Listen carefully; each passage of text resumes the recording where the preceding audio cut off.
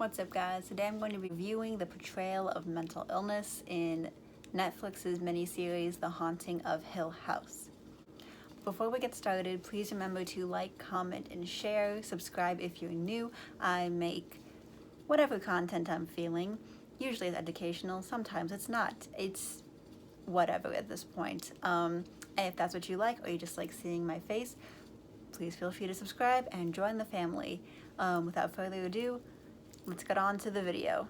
Also, this will contain spoilers for The Haunting of Hill House, so if you want to watch it spoiler free, please do so, then come back to this video. Also, we will be talking about intense topics like mental illness, suicide, death, addiction, and all that jazz, and if that's not something you are comfortable with, then please don't watch this video. I have plenty of other videos you can scroll through and find something that is not talking about these intense topics. So The Haunting of Hill House follows the 5 Crane siblings and their experience with this haunted house called Hill House and how it's affected them throughout their lives.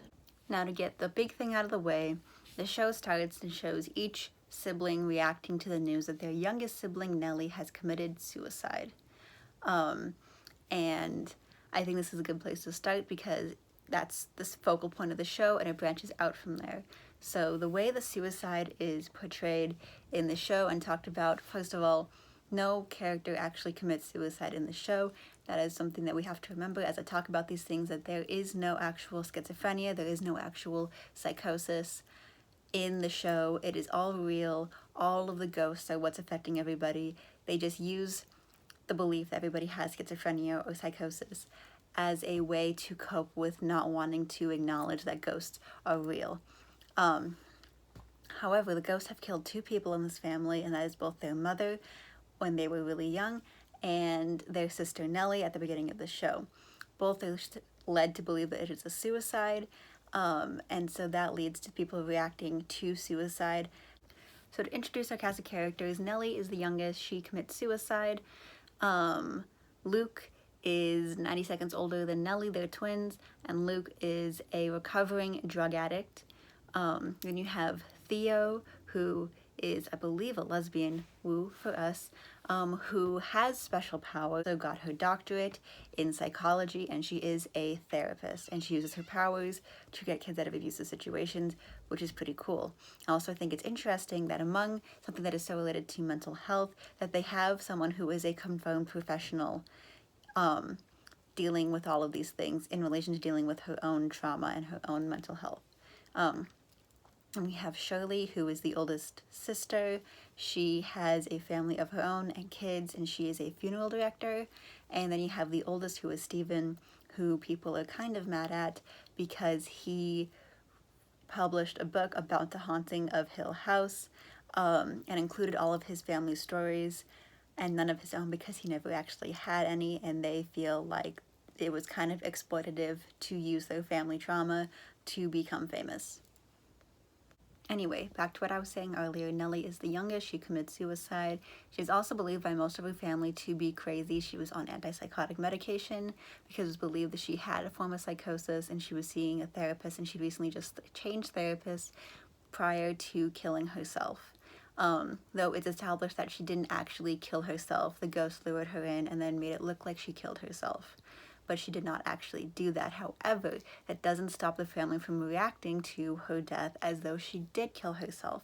And from there, we see a lot of anger at her, saying that she should have known better, that she knows what suicide does to a family, and that she, out of anybody, should know not to have done that because she would have harmed her family by doing so. And this is something that I take issue with because it is a very valid reaction to be angry at somebody for leaving you. We all experience grief in different ways, but also this narrative that we seem to perpetuate, that we need, that people who are suicidal, people who are considering suicide, do so selfishly, is not a narrative I think that is accurate or good. Most people who are suicidal or who have attempted suicide do so because they experience this great pain that they want to escape from, and most of the time they don't do it to try and hurt anybody. They don't do it because they... Anyway, it's not a selfish act.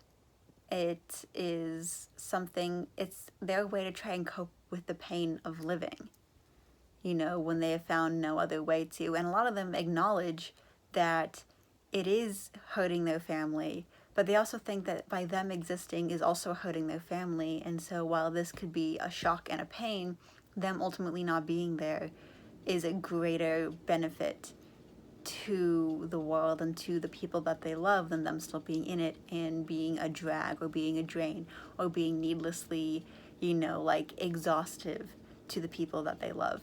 And I think that by making it seem that choosing to kill yourself is a selfish act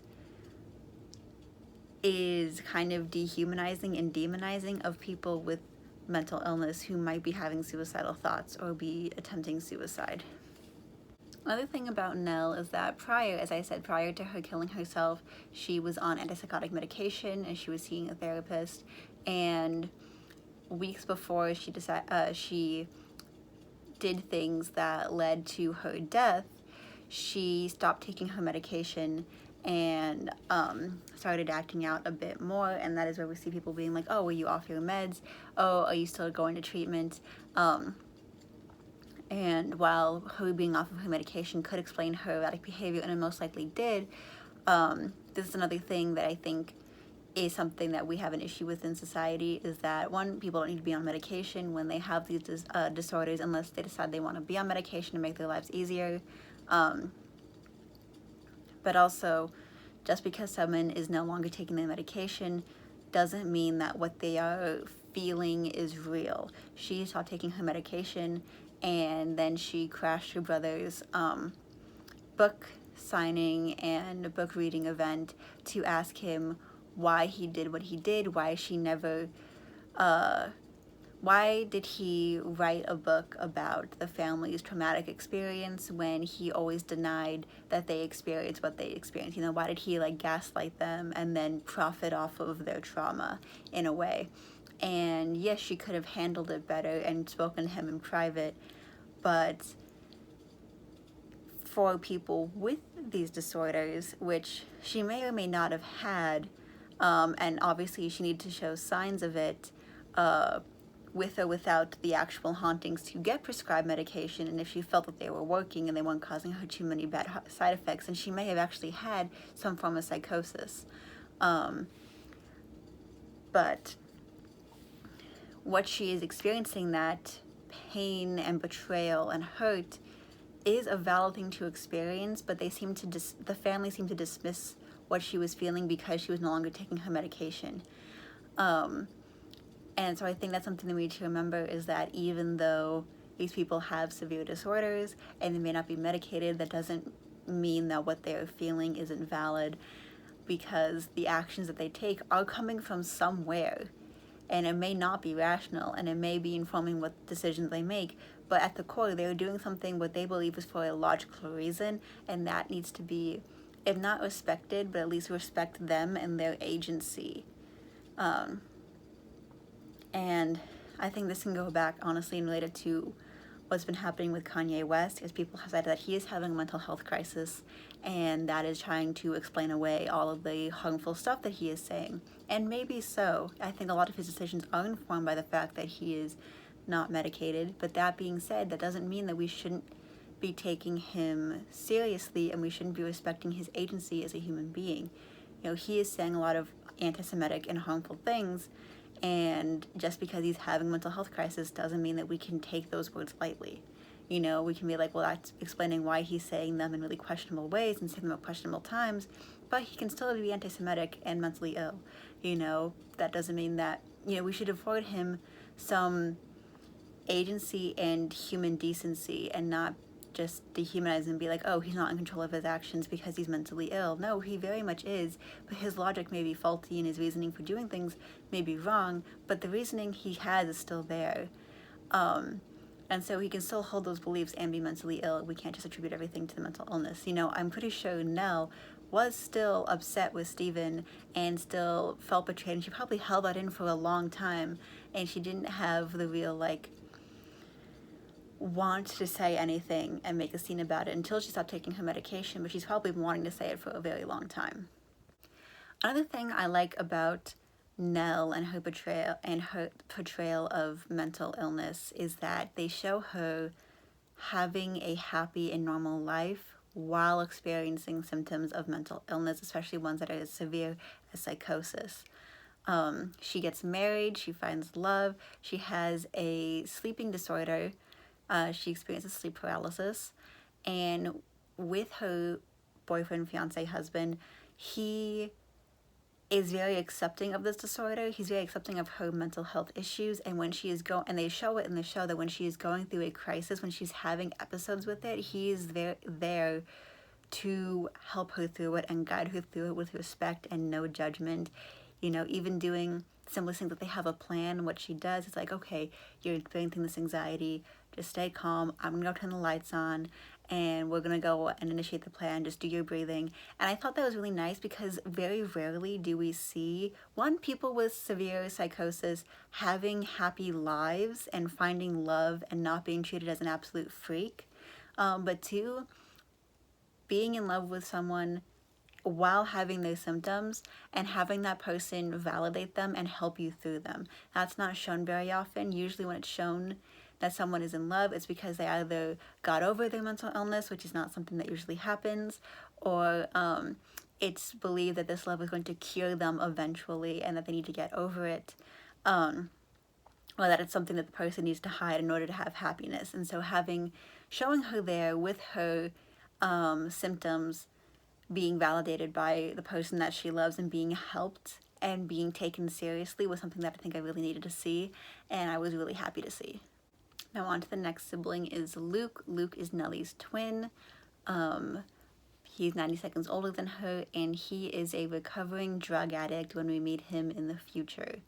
He has been struggling with addiction, I think, since his late teens, and that has included all kinds of substances, cocaine, heroin, ecstasy, all the things, including lying and stealing from his family and others in order to get it.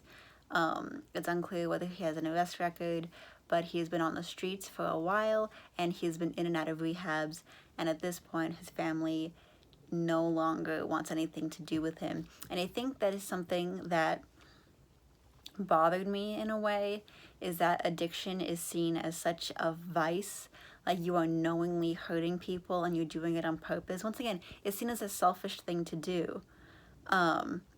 And I think in this respect, Euphoria kind of portrayed addiction more nuanced than The Haunting of Hill House did, which is saying a lot because I don't like Euphoria. Well, I enjoyed it as like a cathartic thing to distract myself from my own issues, but it is over dramatized a lot. But I think in this respect, Euphoria portrayed a more nuanced form of addiction than The Haunting of Hill House,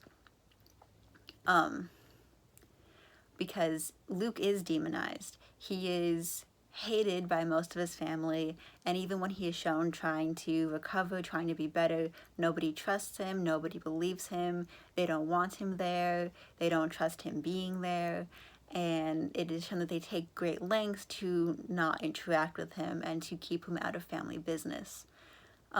Even when he is trying his best, and that is something that informs a lot of who he is in recovery, as he is advised not to make friends, but he makes a friend anyway because he says that when you are, an addict, nobody believes you when you say you're getting better. Nobody believes you when you say you're trying to get better.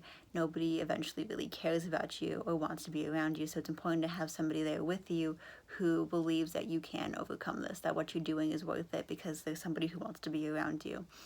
And I think that is something that is a good message, is that addiction is, I don't want to say a disease because that's been used so much, but addiction is a coping mechanism. It comes from a coping mechanism, and I've tried substances before. I smoke, I do edibles, I drink sometimes, and I can understand how people can get into doing this because, yeah, it makes you feel really good when life is really shit a lot of the time, you know? And there is a link between mental illness and trauma and addiction because it is a coping mechanism. Is it the best coping mechanism? No, but it is a way of coping because it is distracting you, making you feel good when you feel like shit all the time. And the Crane kids, having been what they've been through, are each coping in their own ways.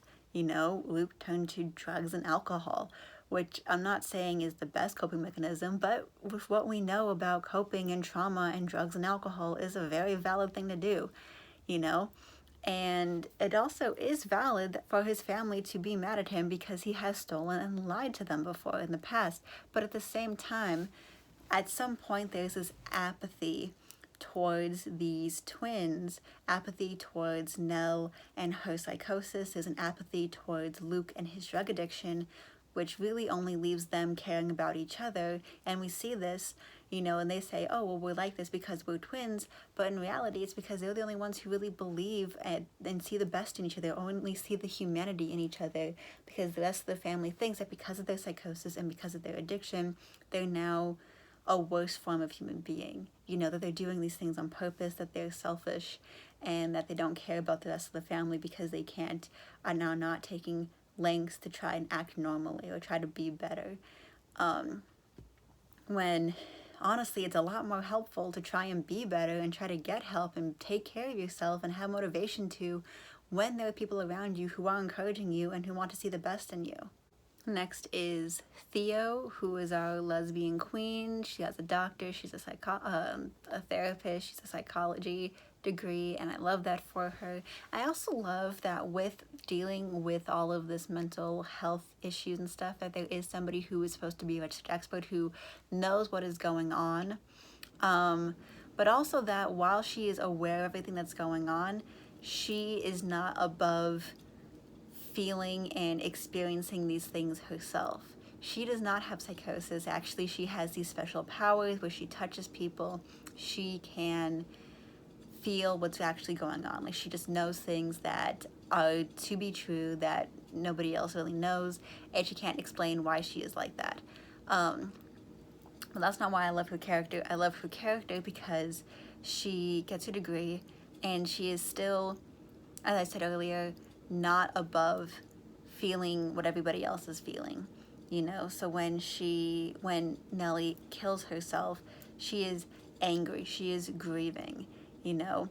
And she doesn't know how to deal with this, so she drinks, she tries to have sex with people, she tries hooking up, and she's acknowledging that these are all coping mechanisms to try and process her grief, and that eventually she will process it, you know?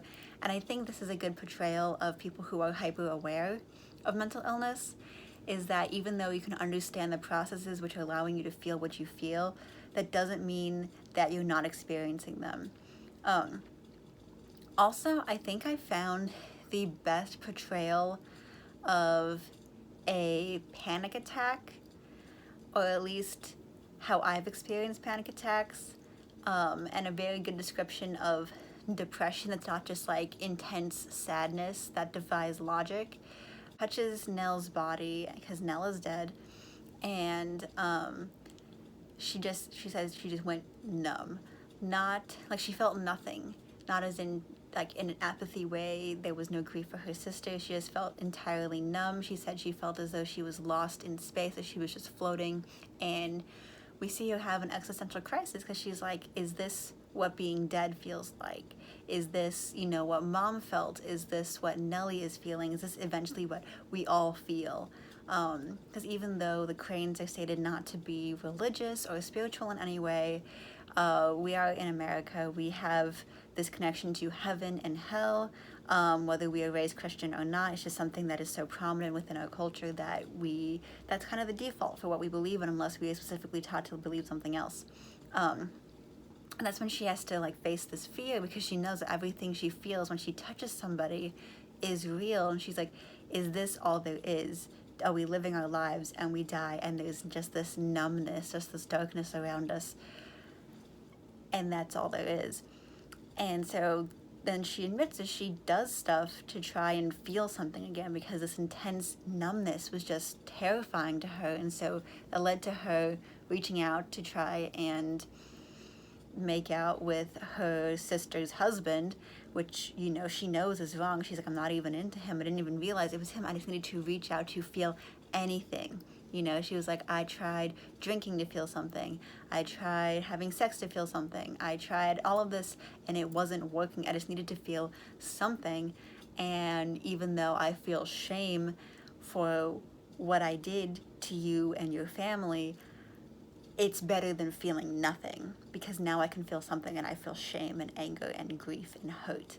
But the way she's telling Shirley all of this is with, it's not pretty. You know, they're pulled over on the side of the road and she's screaming and she's crying and she's gasping for breath and she's sobbing and she's begging on her knees for forgiveness and for things that cannot happen. She's begging, you know, for her mom back. She's begging for her sister back. She's begging for it all to make sense. And that is something that I can relate to because whenever I have panic attacks, I am looking to the sky, to my hallucinations, to anybody, begging, you know, incomprehensible nonsense, shouting, because isn't it isn't so clear and concise. That's what mental illness is. It's not logical. It tricks you into thinking there is logic behind it, you know, and in some cases there are logic, but that logic is distorted just a little bit. But when you get into these episodes, it inherently isn't logical. You just need to say all these things as fast as you can, whatever you're feeling, rapid fire. And that's what it was. And I think that is very good to show. And also not just that, but the fact that these aren't like teenagers, they aren't like kids or college students, you know, these are adults processing trauma that they've had since they were little kids. And I think that's something that's good to portray too, candidly, is that it's not a big like resolved thing. You know, there's no one big like crying episode and I forgive you and okay, it's fine, I'm never gonna have this issue again. It's crying on the side of the road in your mid-30s over something that you were upset about when you were 10, you know? And Shirley doesn't forgive Theo for what she did. They just keep going on with their day. They just have that out in the air, and it's still something that they need to work on. And I think that's good to show because a lot of times mental illness is romanticized using younger bodies and younger experiences, and then it's all like wrapped up in a neat bow where it's like, oh, once you finally connect to yourself and you're honest, everything is fine, it's peachy dandy, and we all have a happily ever after. But that's not what mental illness is. It's pervasive, it's inevitable, it's long lasting, you know? Theo was going to have this breakdown, but just because she expressed to Shirley everything that she did and everything that she was feeling, that's not going to stop her from possibly feeling it again. It's not going to stop her from acknowledging that these emotions exist and having them come up because now they've been let out and they're just living in her now, you know? And so I think this was very useful and very good to show because mental illness is not romantic. It's not pretty. It's not mysterious. It's not deep. It doesn't make somebody, you know, all this more like sexy, hot, cute, vulnerable kind of thing. It's hard and it's messy and it's ugly and it makes you do irrational things and all of that, but it's not something that we should shy away from either because a lot of people deal with this kind of shit and it should be normalized. Now for this last part, I'm going to lump Shirley and Steven together because they don't have any big experiences with the house. They don't have any big experiences which informs how they react as adults. They are both kind of in denial and are coming from this, well, I'm the normal one and everybody else is reacting weirdly, but I'm okay, I'm normal kind of mindset. But they do so in two different ways. Shirley does it by having this intense need to fix everything. You know, she's like, I need to have everything perfectly done all the time. That's why she chose to be to, you know, run a funeral home because she likes putting the people back together. She likes making them look right. She likes fixing things in her own words. So she is the only one who has this perfect, like suburban family. She has this job that she likes, and she doesn't like anything that threatens that, which is why she, out of everybody, tries to keep the family away the most. Meanwhile, Stephen, who was the one that wrote the book, which is so controversial in the family, also believes that nothing that they experienced in the house was real. He just thinks that his mom had schizophrenia and eventually killed herself, and that he blames his dad for that. He blames his dad because he was like, oh, she has schizophrenia, she was not doing well, and instead of getting her treatment and getting her medication and letting her get help, you just didn't. You made up this story about a haunted house and then you let your wife die. And it's the same thing. He thinks that his entire family is, quote, crazy and insane, and they all need to get help and get committed. And the interesting thing I find about Stephen is that he also thinks that he has the disease. He also thinks he has psychosis or schizophrenia, but at the same time, he thinks he's the one who's the most fine because he does have visions. He, as a kid, didn't have any visions, but as an adult, he is having more visions. So he thinks he's hallucinating, and because the ghosts are now haunting him, trying to bring him back to the house so they can kill him. And so the more he sees these visions, the more he's like, okay, everybody's just diseased. Everybody has psychosis. It just runs in our family. Which, by the way, it's important to point out that disorders like psychosis isn't hereditary. It cannot run in the family. Mental disorders, some can be hereditary, some can be genetic, like anxiety, depression, and some other ones are hereditary. However, most disorders are results of trauma, and they can come at later times. So like someone can be born with anxiety. I had OCD my entire life. My dad had OCD. That's something that can be passed down. But things like derealization or psychosis are not hereditary. They are trauma responses. And so even if his mom did have schizophrenia, which I'm pretty sure she didn't, it was just the house that was making her appear as though she has schizophrenia, it's unlikely that his entire family would have schizophrenia as a result of his mom having schizophrenia. Nell, we're pretty sure from the context clues that she actually did have psychosis on top of the house messing with her. But no other member of the family did. And so that's because that's not how the disease works. Disorder. It's not how the disorder works. But that being said, he is so insistent on Nellie getting treatment for her psychosis. He was so insistent that his mom should get treatment for her psychosis before she died. But he also believes that he has psychosis and he is not getting treatment, and I think that is hypocritical, and I don't like that. I don't think we're supposed to like Steve. I don't think we're supposed to really like anybody, really, because these are all complex characters and they make good decisions and they're sympathetic, but they're also the aggressors to each other. But Stephen I don't like, especially because he has this whole like hypocritical way of looking at it, of like he's ruined his own marriage because of his own fears about having this disorder. But at the same time, he doesn't take any lengths to get it in check if he thinks he really does have it, and I don't like that.